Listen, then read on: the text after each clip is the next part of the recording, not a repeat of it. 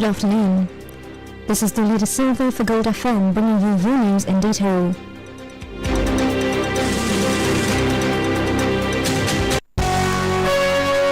The news headlines on Gold FM.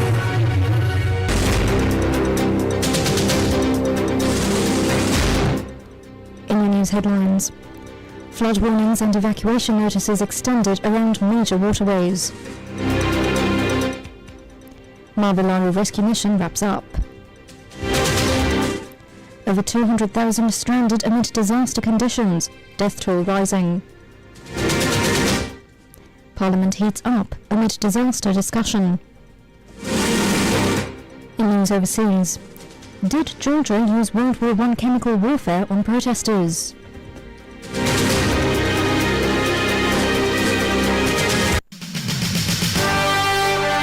The top story on Gold FM.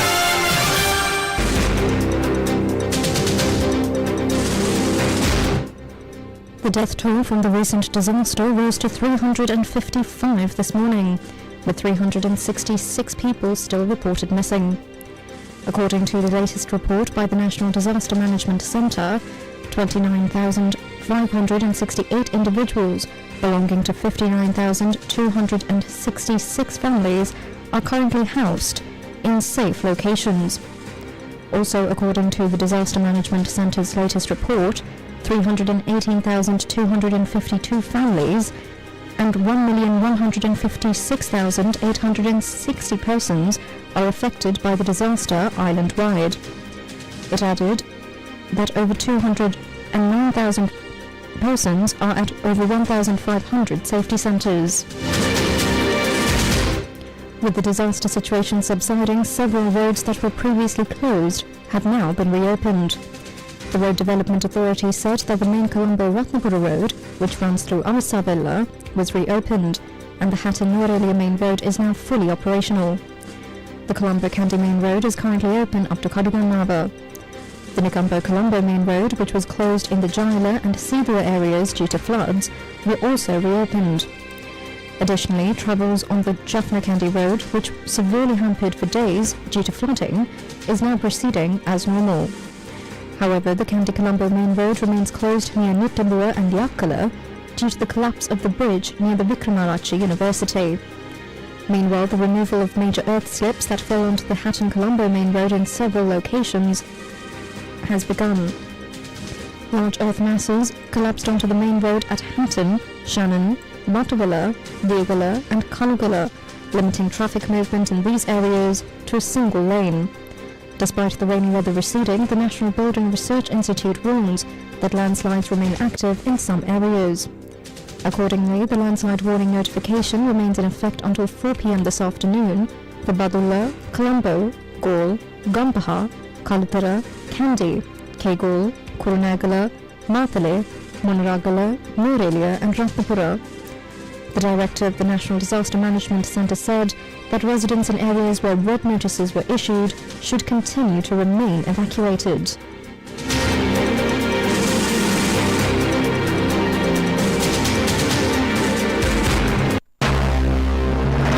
This is the local news on Gold FM.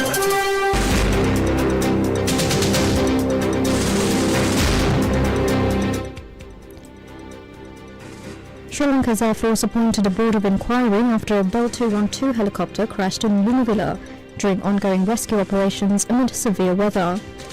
The aircraft was delivering food and essential supplies to stranded families when it met with difficulty near the Lunavilla Bridge, forcing an emergency landing attempt. The pilot, Wing Commander Nirmal Simbalapitiya, a highly experienced officer with over 3,000 flying hours, died in the crash. 4 other crew members survived and were rescued with the help of local residents before being taken to the Marvilla Hospital for treatment.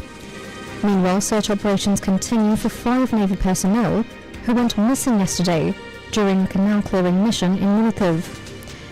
The Navy says the operation is being carried out by sea, land and air with assistance from international partners.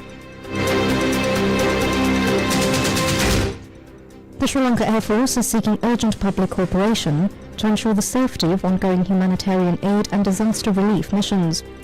The SLAF warns that unauthorized drone operations in the airspace pose serious risk to Air Force aircraft, potentially causing accidents and hindering fight or rescue work. Such incidents seriously threaten flight crews, aircraft and personnel on the ground. The public is therefore strictly requested to refrain from operating drones in areas where Air Force aircraft are active. Furthermore, all drone operators must report their takeoff and landing times to the SLAF before any flight by calling the general numbers 011 234 3970 or 011 234 3971 or the hotline 115.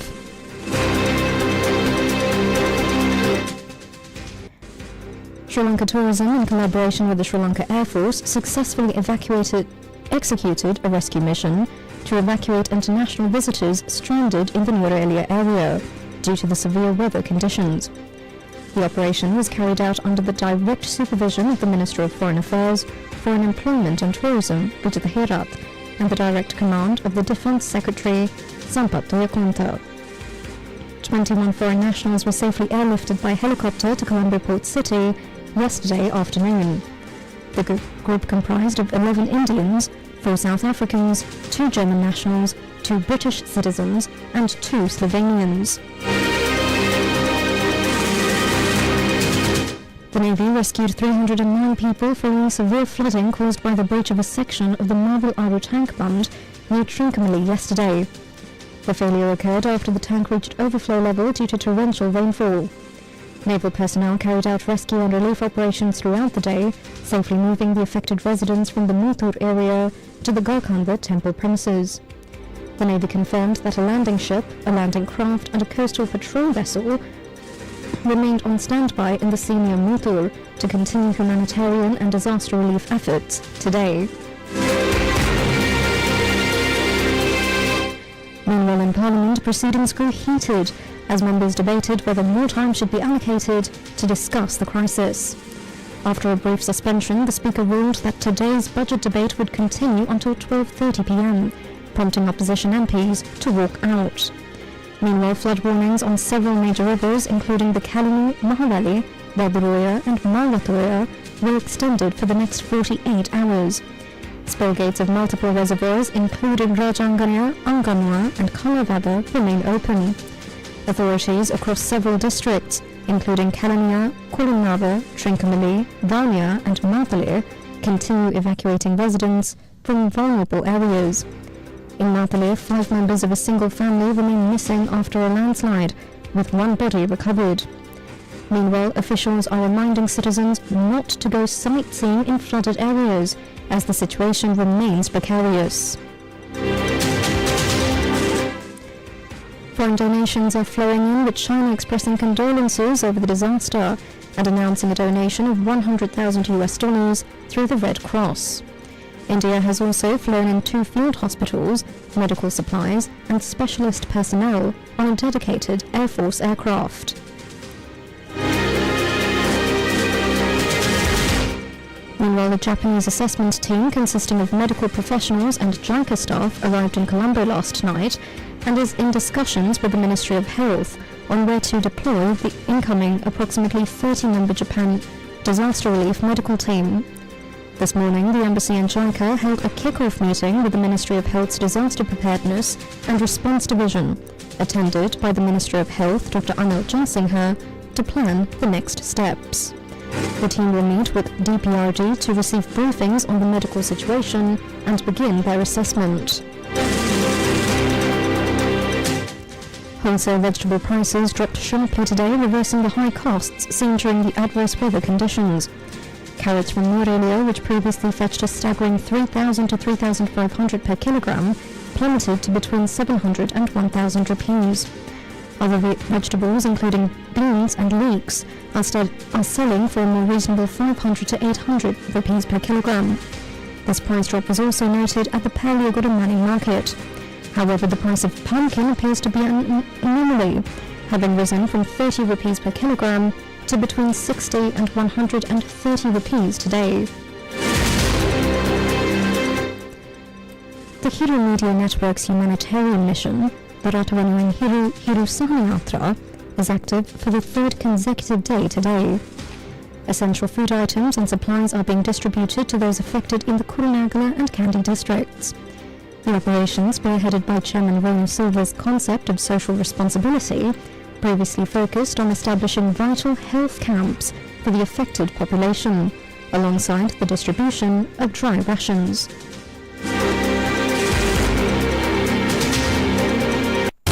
Now for some news in brief.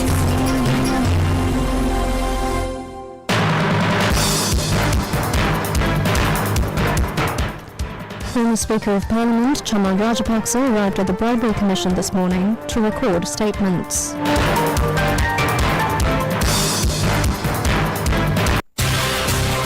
The business news on Gold FM.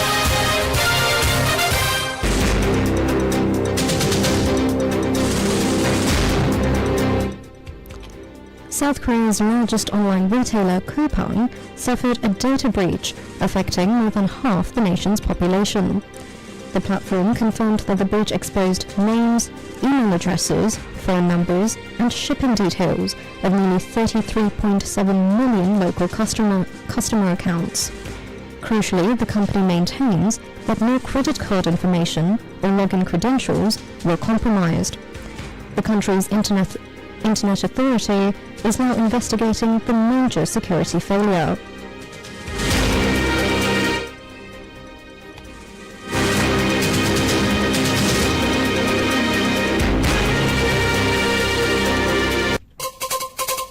International news on Gold FM.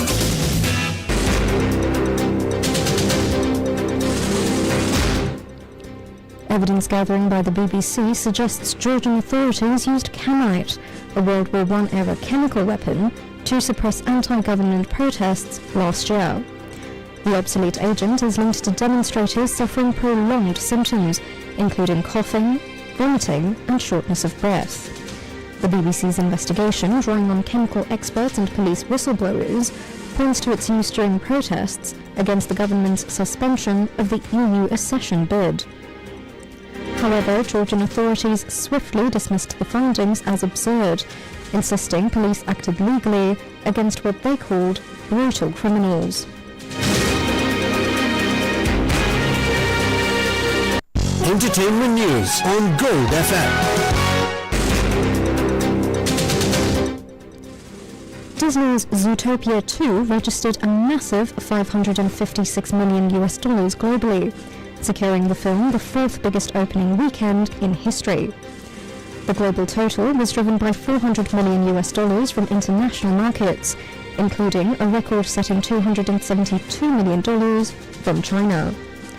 Meanwhile, Universal's Wicked for Good added $93 million in its second domestic weekend, pushing its global total to $393 million after 10 days. However, the film's hold is not as strong as the first installment, which earned $118 million over the equivalent 5-day holiday frame last year.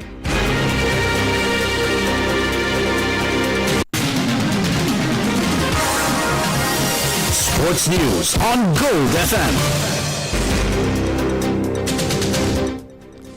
Indian batsman Rohit Sharma broke a 15-year-old record yesterday, hitting his 352nd six to become the leading six-hitter in one-day international history.